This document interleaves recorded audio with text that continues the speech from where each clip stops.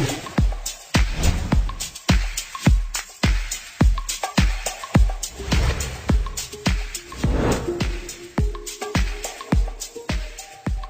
अब हम आगे के टॉपिक बारे में बात करेंगे। अगला टॉपिक है प्रकाश में प्रकाश स्रोत अर्थात टिम्बर। टिम्बर क्या होता है? हम लोग दैनिक जीवन में ही देखते हैं कि घर में कुछ बेड वगैरह और सोफा तखत ये सब होता है, तो ये एक प्रकार के टिम्बर का रूप है। तो जानते हैं ये टिम्बर मतलब प्रकाश क्या होता है? लकड़ियों की छाल को हटाकर एवं टहनियों को काट कर प्राप्त की गई लकड़ी, यानी कि पेड़ों से प्राप्त लकड़ी जो होती है उसकी छालों को हटाकर और उसकी टहनी को काटकर जो लकड़ी प्राप्त की जाती है उसे टिम्बर या प्रकाश कहते हैं। ये दैनिक जीवन में प्रयोग होने वाला संसाधन है। और पेड़ दो प्रकार के होते हैं इसके। अब पेड़ दो प्रकार के होते हैं, और अंतरजात पेड़ और बहिर्जात पेड़। अंतरजात पेड़ वे पेड़ होते हैं जिनमें समय के साथ केवल लंबाई में ही वृद्धि होती है, चौड़ाई में उतनी ज्यादा वृद्धि नहीं होती है, उन्हें अंतरजात पेड़ कहते हैं। जैसे नारियल, बांस हुआ या ताड़ का पेड़ हुआ। तो इनका उपयोग इंजीनियरिंग कार्यों में बहुत कम किया जाता है क्योंकि इनकी लकड़ियां केवल लंबी होती हैं, चौड़ी नहीं। और उसके बाद अगला बहिर्जात पेड़। ये पेड़ यानी कि ऐसे पेड़ जिनमें लंबाई के साथ साथ चौड़ाई में वृद्धि हो समय के साथ, तो उन्हें बहिर्जात पेड़ कहते हैं। जैसे आम, नीम, साल, साखौ, शीशम आदि के पेड़।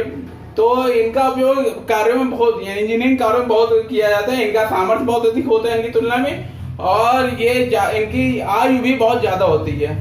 अब बात करते हैं प्रकाश के भाग के बारे में। प्रकाश में ज्यादातर हम लोग तने को लेते हैं, तो फिर इसके कुछ भाग होते हैं। सबसे पहला है जिसमें छाल।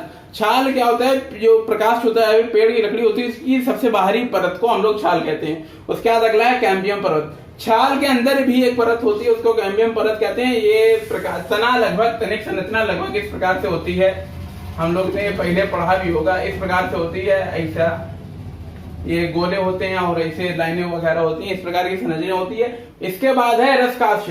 रसकाष्ठ क्या होता है? वह स्थान जहां पर पेड़ों में या फिर प्रकाशों में रस पाया जाता है उसे रसकाष्ठ कहते हैं। ये कैम्बियम परत के नीचे होता है। और इसके बाद है अंतःकाष्ठ। रसकाष्ठ के नीचे की परत भी एक होती है, उसको अंतःकाष्ठ कहते हैं। इस प्रकार की ये चित्र होता है। ये प्रवेश परीक्षा की दृष्टि से इंपॉर्टेंट है, इसीलिए इनके बारे में चर्चा करेंगे। और चित्र मगर इतना इंपॉर्टेंट नहीं है। इसका अगला पित्त है। पित्त जो है तने के केंद्रीय भाग को पित्त कहते हैं। केंद्रीय भाग है, इसको हम लोग पित्त कहते हैं। हम लोग देखते हैं कि तने में कुछ वृत्त टाइप के बने होते हैं और उनका एक जो केंद्र होता है वो संकेंद्र होता है, यानी सारे वृत्तों का केंद्र एक ही होता है। उन वृत्तों को वार्षिक वलय कहते हैं। इससे पेड़ की आयु का भी पता लगाया जा सकता है। पेड़ की आयु के पता लगाने की दो विधियां हैं, एक वार्षिक वलय परीक्षण, एक होता है C14 परीक्षण, कार्बन 14 परीक्षण। इससे भी पेड़ों की उम्र का पता लगाया जाता है। तो फिर जितनी परत होंगी उतने ही वर्ष का पेड़ होता है। इसके बाद वृक्ष काटने की कुछ विधि है। वृक्ष कैसे काटा जाता है? टिम्बर के लिए उपयोग बनाने के लिए सबसे पहले जहां पर वृक्ष होता है वहां के आसपास की जमीन को हम लोग साफ कर लेते हैं, और उसके बाद वृक्ष जिधर की ओर झुका होता है उधर की ओर हम लोग रस्सी बांधते हैं और उसके यानी विपरीत दिशा में हम लोग तने को काटते हैं। आरी से, कुल्हाड़ी से, जो भी काटने का सामान है उससे काटते हैं। उसके बाद 60 डिग्री पर रस्सी को खींचते हैं, इससे वृक्ष की लकड़ी प्राप्त होती है। तो अब हम बात करेंगे कुछ अच्छे प्रकाश के लक्षण के बारे में। इसमें जो है वलय या रिंग होनी चाहिए, यानी कि जो अभी बताया था आपको चित्र के माध्यम से, इसका चित्र कुछ इस प्रकार होता है। तो इसमें जो वलय या रिंग होती हैं ये होनी चाहिए और उचित दूरी पर होनी चाहिए, आपस में मिलनी नहीं चाहिए। और इसके बाद रेशे। इसमें अच्छे प्रकाश जो होते हैं उनमें रेशे होना बहुत आवश्यक है। रेशे हो वो भी बिल्कुल महीन हो तो वो प्रकाश अच्छा माना जाता है। और जो अच्छे प्रकार के टिम्बर होते हैं मतलब प्रकाश होते हैं उसमें गांठे बिल्कुल नहीं होनी चाहिए, और इनका रंग हर जगह हर स्थान पर समान होना चाहिए। और गंध के बारे में अगर बात करें तो इनमें भीनी बिंदी यानी कि हल्की हल्की गंध आनी चाहिए। भार में लकड़ी ठोस हो और वजनदार हो तो उस प्रकार के टिम्बर अच्छे और ज्यादा टिकाऊ होते हैं। ध्वनि में जब दो लकड़ियों या फिर दो टिम्बरों को आपस में टकराए तो मधुर ध्वनि आनी चाहिए। उसका आकाश रस यानी कि जो टिम्बर है उनमें रस बिल्कुल नहीं होना चाहिए, वो टिम्बर बहुत अच्छे माने जाते हैं। उसका सुकर में यानी कि अगर हम लोग किसी टिम्बर में कील ठोकें तो फिर वो लकड़ी जो या फिर टिम्बर है जो वो फटना नहीं चाहिए। तो इस प्रकार वो टिम्बर सुकर होगा। और सामर्थ्य जो टिम्बर होना चाहिए टिकाऊ मजबूत होना चाहिए। और जो रस होता है टिम्बर में हम लोग जानते हैं कि कोई भी प्राकृतिक लकड़ी हो जो वन से काट के लाई जाती है या पेड़ से काट के लाई जाती है उसमें रस होता ही होता है। तो उसको सुखाने की दो विधियां, एक प्राकृतिक विधि एक कृत्रिम विधि। प्राकृतिक विधि में हम लोग जो लकड़ियां होती हैं उनकी छाल को और टहनियों को हटाकर खुले वातावरण में रख देते हैं, एक के ऊपर एक करके, और कुछ दूरियों में रखते हैं, खुले वातावरण रख देते हैं। तो फिर ये 3 से 4 महीने में इनका रस जो है पूरी तरह से निकल जाता है। और इस विधि में बहुत समय लगता है, मगर एक और चीज का खतरा होता है इस विधि में कि ये लकड़ियां सड़ने भी लगती हैं अगर रस सही से ना निकला हो, इसमें गांठें पड़ जाती हैं इस कारण। तो ये विधि ज्यादा अच्छी नहीं है। कृत्रिम विधियों में बहुत सारी विधियां हैं, जैसे रसायनों द्वारा, बहते पानी में डाल के, भाप द्वारा और भट्टी में पकाते हैं, उस प्रकार होता है। तो सबसे अच्छी इसमें विधि है कृत्रिम विधि में बहते पानी में डालकर, जो प्रकाश होता है उसको बहते पानी में अगर डाल दिया जाए और 3-4 दिन बाद देखा जाए तो फिर इसका जो प्रकाश का पानी होता है, जो रस होता है, वो निकल जाता है। और इसमें सावधानी रखनी चाहिए, कुछ ज्यादा समय के लिए इसको पानी में नहीं डालना चाहिए, नहीं तो लकड़ी जो है फूल जाती है पानी की वजह से। और इसके बाद और है रसायन द्वारा, इसमें रसायन के लेप लगाए जाते हैं, इस प्रकार होता है। उसके बाद प्रकाश में कुछ दोष भी पाए जाते हैं कि जैसे विपाट यानी कि लकड़ी में या टिम्बर में फटाव ना हो, वो यानी कि वो दोष होता है इसका। कुछ लकड़ियां ऐसी होती हैं जिनमें फटाव होता है, वो विपाट उसको कहते हैं। उसके बाद गांठें यानी कि लकड़ियों में हम लोग देखते हैं कि कभी कभी गांठें पड़ जाती हैं, तो वो ना हो। और छाल सूजन हम लोग देखते हैं अगर लकड़ी सही से काटी ना जाए, चाहे ये टिम्बर जो होता है सही से काटा ना जाए, तो कहीं कहीं ये तखत हुआ, बेड हुआ, ये कहीं कहीं फूल आते हैं, उसे छाल सूजन कहते हैं। उसके बाद रेशों का क्षतिग्रस्त होना, जब रेशों में रस की मात्रा ज्यादा हो जाती है, या रस की मात्रा ज्यादा हो जाती है, अभी रस उसमें रह जाता है थोड़ा सा भी टिम्बर में, तो रेशे जो है अपने आप क्षतिग्रस्त होने लगते हैं, जिससे टिम्बर का सामर्थ्य कम होने लगता है। उसका बदरंग का मतलब है कि ये टिम्बर जो हो हर जगह से एक ही समान रंग का हो, अलग अलग रंग का ना हो। अगर अलग अलग रंग का हो तो समझ लेना चाहिए वो टिम्बर जो दोष पूर्ण है। उसका बाद मड़ोड़, यानी कि जब पेड़ को हम लोग काटते हैं देख लेना चाहिए पेड़ बिल्कुल सीधा हो।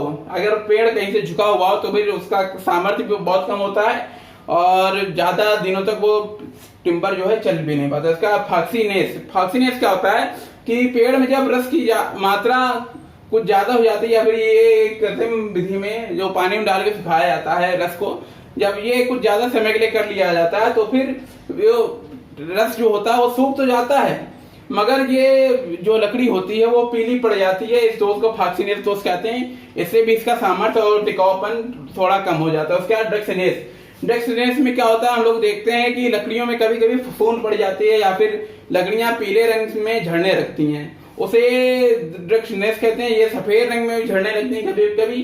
इस प्रकार ये होते हैं, इनके कुछ दोष हैं, कुछ गुण हैं। अब हम लोग जानते हैं प्रकाश के उपयोग क्या। भवन निर्माण में प्रकाश का उपयोग किया जाता है। हम लोग जानते हैं कि भवन निर्माण में जब छत पड़ती है तो घर में शटरिंग वगैरह लगती है तो वो लकड़ी की ही होती है। तो भवन निर्माण होता है इंजीनियरिंग संरचना में, और इंजीनियरिंग कार्य में बहुत तरह कराया जाता है। जैसे पुल वगैरह जब बनते हैं तो फिर उस समय भी इनका प्रकाश का उपयोग किया जाता है। परिवहन तथा रेल मार्ग में, परिवहन बस वगैरह में हम लोग देखते हैं तो फिर हम लोग को जो सीटें बस की मिलती हैं ज्यादातर लकड़ियां की होती हैं। रेल मार्गों में हम लोग देखते हैं तो पटरियों के साथ कभी कभी लकड़ियों के भी वो 6 फीट के खंभे लगे होते हैं, तो उसमें इसका उपयोग होता है। समुद्री कार्यों में जैसे कि नाव वगैरह हुई, उनमें भी इनका उपयोग करा जाता है। उद्योगों में मशीनों को रखने के लिए इनका प्रकाश का उपयोग करा जाता है, क्योंकि इनमें गुण होता है कि ये विद्युत और ऊष्मा की कुचालक होती हैं और गर्मी में ठंड एवं ठंड में गर्म होती है। ये इनका गुण होता है, इसीलिए उद्योगों में इनका उपयोग ज्यादातर किया जाता है। और समान कार्यों के लिए जैसे फर्माबंदी हुआ, सेटरिंग हुआ, इन सब कार्यों में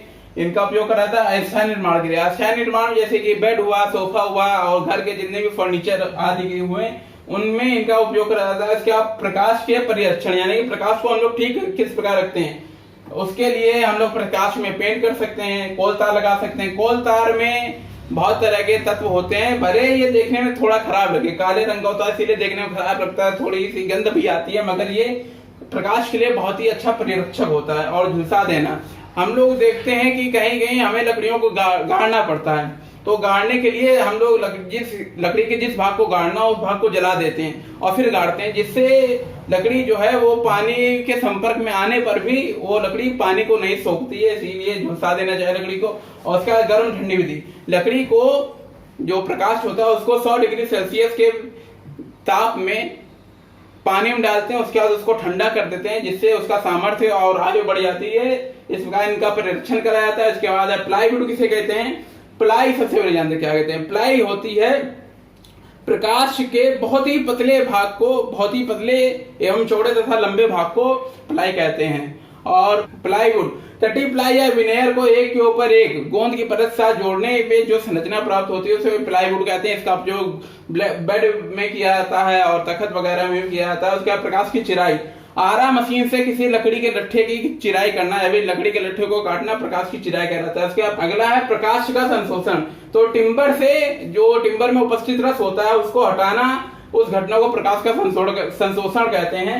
अगला है प्रकाश की पहचान। BIS द्वारा यानी भारतीय मानक ब्यूरो द्वारा पंच की कार्ड, ये एक कार्ड होता है जिसकी सहायता से हम लोग टिम्बर की पहचान करते हैं। पंच की कार्ड, ये पेपर में पूछा भी जा सकता है। और वृक्ष काटने की उम्र भी पूछी जा सकती है। ये सामान्यतः 50 से 100 वर्ष तक होती है, क्योंकि इस समय तक जो वृक्ष होते हैं इनके अंदर का रस भी लगभग सूखने वाला होता है या फिर सूख चुका होता है। तो इस प्रकार के प्रकाश होते हैं।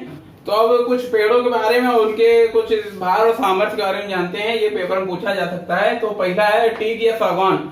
ये पेड़ होता है, इसकी पत्तियां लगभग बादामी रंग की होती हैं और इसकी छाल भी बादामी रंग की होती है और चौड़ी पत्तियां होती हैं इसकी। तो इसका संपीड़न सामर्थ्य होता है 100 किलोग्राम बटे सेंटीमीटर स्क्वायर। और इसका भार कहें या द्रव्यमान कहें तो वो होता है 625 किलोग्राम बटे सेंटीमीटर क्यूब। और उसके बाद देवदार का वृक्ष, ये जानते हैं कि ये वृक्ष हिमालय में पाया जाता है। तो इसका संपीड़न सामर्थ्य 80 किलोग्राम बटे सेंटीमीटर का होता है और भार इसका 560 किलोग्राम बटे सेंटीमीटर की होता है। इसकी पत्तियां जो है नुकीली होती हैं। अगला है साल। साल का वृक्ष जो होता है ये उत्तम श्रेणी का होता है। ये दोनों जो वृक्ष हैं ये मध्यम श्रेणी के हैं। साल का वृक्ष सबसे अच्छा है, सबसे अच्छी लकड़ियां इसी की होती हैं। इसका संपीड़न सामर्थ्य होता है 120 किलोग्राम बटे सेंटीमीटर स्क्वायर और इसका द्रव्यमान होता है 800 किलोग्राम बटे सेंटीमीटर क्यूब। इसी प्रकार अगला हल्दू। हल्दी नहीं है, ये हल्दू नाम का एक पेड़ होता है। उसका संपीड़न सामर्थ्य होता है 70 किलोग्राम बटे सेंटीमीटर का और भार होता है 625 किलोग्राम बटे सेंटीमीटर क्यूब। ये होता है। इसके बाद अगला है कैल। कैल नाम का एक वृक्ष होता है, केला नहीं कैल है। ये इसका संपीड़न सामर्थ्य 50 किलोग्राम बटे सेंटीमीटर स्क्वायर होता है और इसका भार 520 किलोग्राम बटे सेंटीमीटर क्यूब होता है। ये निम्न श्रेणी में आते हैं, मतलब उतनी निम्न श्रेणी में नहीं है, मगर प्रकाश के लिए मुख्यतः ये 5 जो है लकड़ियां चुनी जाती हैं 5 पेड़ की। और बाकी नीम, आम ये भी हैं, मगर इनके सामर्थ्य जो है कुछ कम होते हैं, उतने अधिक नहीं होते हैं। तो इस प्रकार हमारे वीडियो में आज इतना ही था। तो अगर आपको हमारा वीडियो अच्छा लगा हो तो हमारे चैनल को सब्सक्राइब करें, हमारे वीडियो को लाइक करें, ज्यादा से ज्यादा शेयर करें ताकि और भी लोगों को मदद हो सके। और फिर परीक्षा आने वाली है तो और भी आप मेहनत करें ताकि आपके अच्छे नंबर आ सकें। तब तक के लिए धन्यवाद।